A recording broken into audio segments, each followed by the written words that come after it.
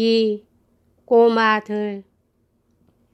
그 춥고 눈보라와 북풍이 휘몰아치는 11월 어느 날 아침, 꼴야 그라쇼트기는 집안에 앉아 있었다. 마침 일요일이어서 학교의 수업은 없었다. 그러나 이미 시계가 11시를 알렸으므로 그는 꼭 필요한 어떤 긴급한 용무 때문에 외출하지 않으면 안 되었다. 그러나 그는 혼자 남아서 집을 보고 있었다. 왜냐하면 마침 이 집에 살고 있는 어른들이 우연하고도 돌발적인 어떤 사건 때문에 모두 집을 비우고 없었기 때문이다. 꼬라 소뜨기나 부인 집에는 자기네가 쓰고 있는 방에서 현관을 사이에 두고 따로 떨어진 작은 방 2개가 있었는데 그 방들을 어린애를 둘 데린 어떤 의사의 부인이 빌려 살고 있었다.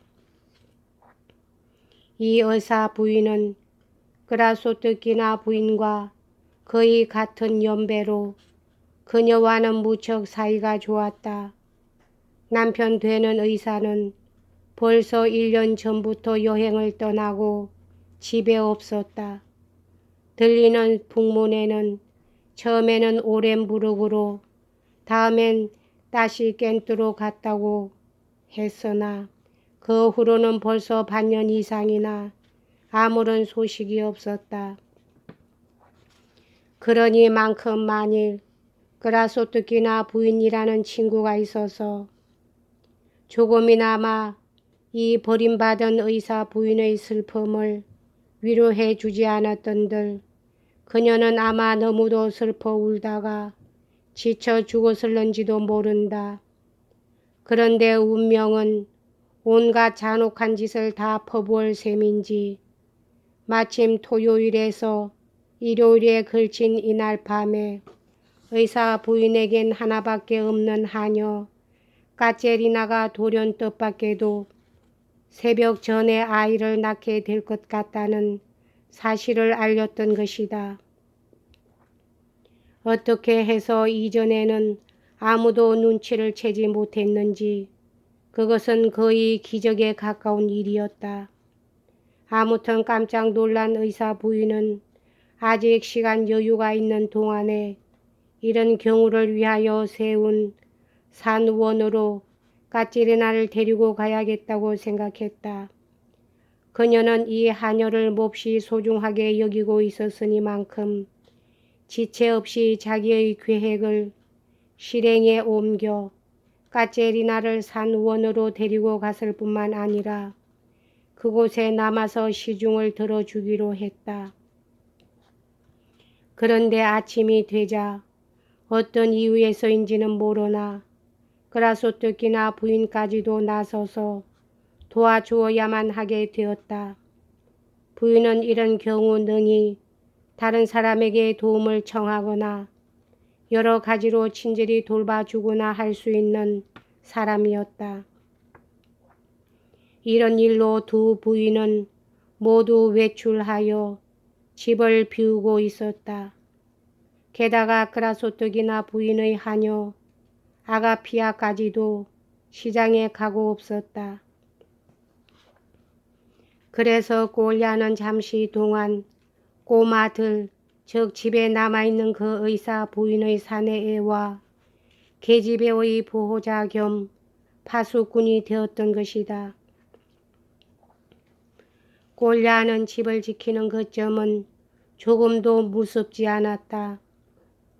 뿐만 아니라 베레즈본도 함께 있었다.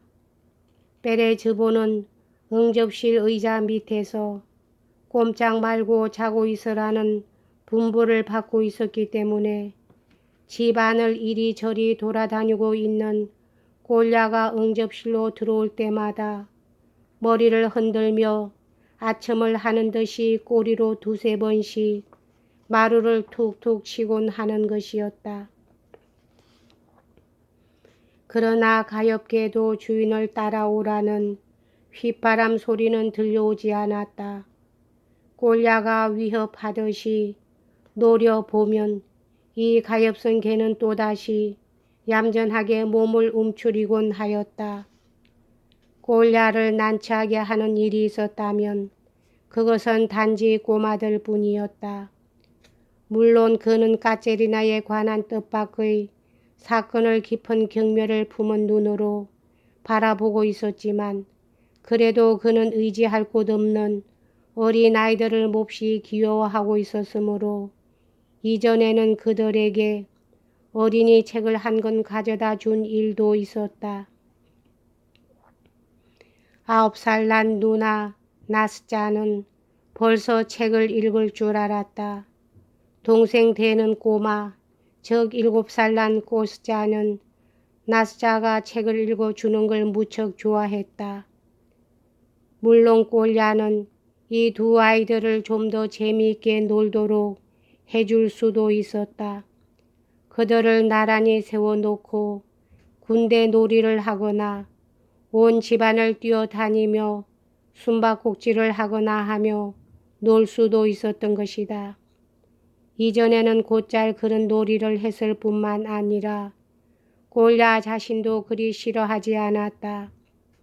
그래서 한 번은 학교에서 꼴야는 자기 집에 새들어 있는 꼬마들과 말타기를 하며 놀다가 말이 되어 뛰어오르기도 하고 머리를 쳐박거나 숙이기도 한다는 소문이 퍼진 일까지 있었다. 그러나 꼴야는 거만하게 이 공격을 반박하여 만약 자기와 비슷한 나이 또래, 즉 13살이나 먹은 아이들과 말타기 놀이를 한다면 그것은 현대에 있어 수치스러운 일이라 하겠지만 자기가 그런 짓을 하는 것은 어디까지나 꼬마들을 위해서고 자기가 그들을 사랑하기 때문이므로 자기의 그런 애정에 대해서는 어느 누구도 왈가왈부할 수 없다는 투로 일소에 붙이고 말았다. 물론 꼬마들 편에서는 둘이 다 그를 존경하고 있었다. 그러나 오늘만은 그런 놀이를 하고 있을 처지가 못 되었다. 그에게는 매우 중대한, 얼핏 보기엔 거의 비밀에 가까운 어떤 용건이 기다리고 있었기 때문이다. 게다가 시간은 사정없이 지나가기만 하는데 아이들을 부탁하려고 마음먹고 있는 아가피아는 시장에서 영 돌아오지를 않는다. 그는 벌써 몇 번이나 현관을 거쳐 의사 부인의 방문을 열고서 근심스러운 듯이 꼬마들을 들여다보곤 했다. 꼬마들은 꼴야가 명령한 대로 책을 읽고 있었으나 그가 문을 열 때마다 말없이 꼴야 쪽을 바라보며 커다란 입을 벌리고 방글방글 웃었다. 왜냐하면 그가 곧 들어와서 어떤 재미난 놀이를 벌여줄 것을 기대하고 있기 때문이었다. 그러나 꼴야는 불안한 마음에 잠겨 있었으므로 방 안으로는 들어갈 생각조차 하지 않고 있었다. 마침내 시계가 11시를 쳤다. 그는 앞으로 10분이 지나도록 그 망할 아가피아가 돌아오지 않으면 더 이상 기다리지 않고 단연코 출발하리라고 결심했다.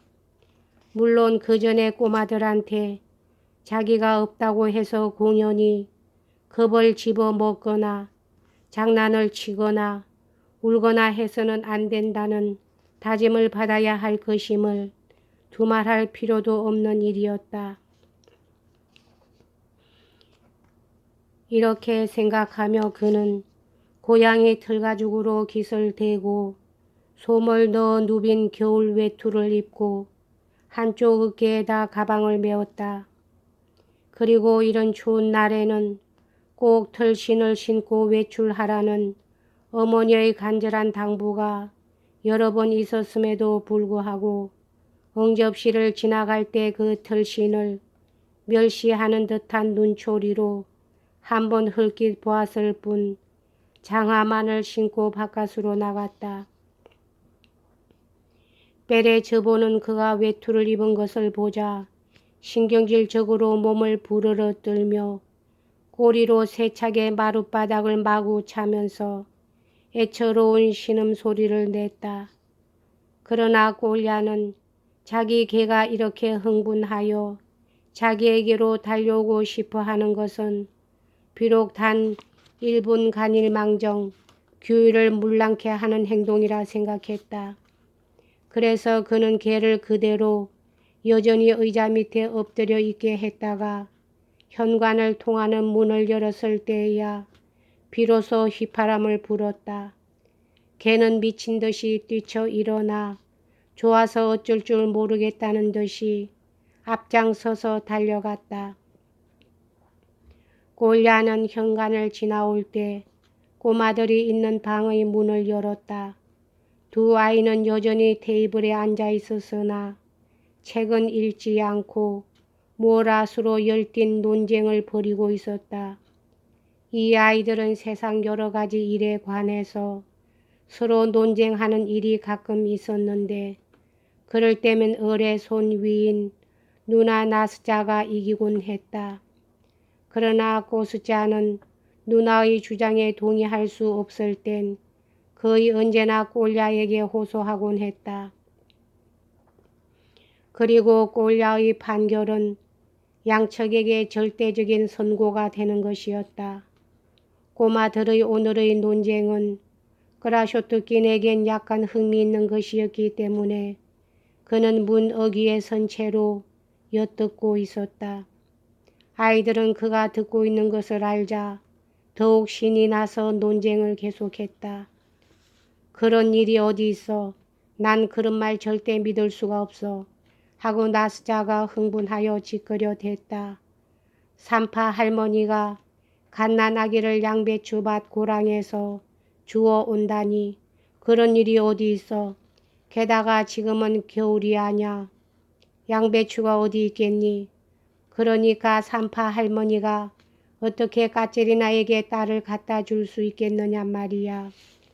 휘우, 꼴야는 속으로 휘파람을 불었다. 그러니까 아마도 이럴 거야. 산파 할머니는 어디선가 아기를 가져오긴 하겠지만 말이야. 결혼한 사람에게만 가져다 줄 거야. 고스자는 나스자를 빤히 쳐다보았다. 심각하게 귀를 기울이면서 무엇인가 깊이 생각하는 눈치였다. 누나는 참 바보야. 이었고 고스자는 침착한 어조로 이렇게 말문을 열었다.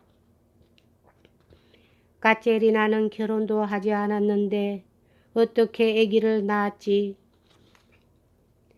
나스자는 어쩔 줄 모르며 발끈했다. 넌 아무것도 몰라 하고 나스자는 화를 내며 말을 가로막았다. 아마도 까체리나는 남편이 있었을 거야. 지금은 감옥에 들어가 있는지도 몰라. 그러니까 까체리나는 아기를 낳은 거야. 그렇지만 정말 까체리나의 남편은 감옥에 들어가 있을까? 뭐든지 따지고 들기 잘하는 고스자는 그드름을 부리며 물었다. 혹은 또 이럴는지도 모르지. 나스자는 자기의 처음 가설을 모조리 잃어버린 듯이 포기하고 황급히 이렇게 말을 꺼냈다. 내 말대로 까체리나에겐 남편이 없을 거야. 그건 내 말이 옳을 거야. 그렇지만 까체리나는 시집이 가고 싶어서 늘 결혼하는 일만 생각했지. 자꾸 그런 생각만 했기 때문에 남편 대신에 아기가 생겨난 걸 거야. 거참 그럴는지도 모르겠군. 고스자는 완전히 설복되어 이렇게 동의하고 말았다. 누나가 처음부터 그렇게 말해주지 않았으니 내가 알게 뭐야. 이봐 꼬마들아 하고 꼴야는 방 안으로 들었으며 말했다. 너희들은 참으로 위험천만한 친구들이로구나. 응, 베레저본도 데리고 왔어 하고 고스자는 번글거리며 웃더니 손가락을 탁탁 튀기며 베레저본을 부르기 시작했다.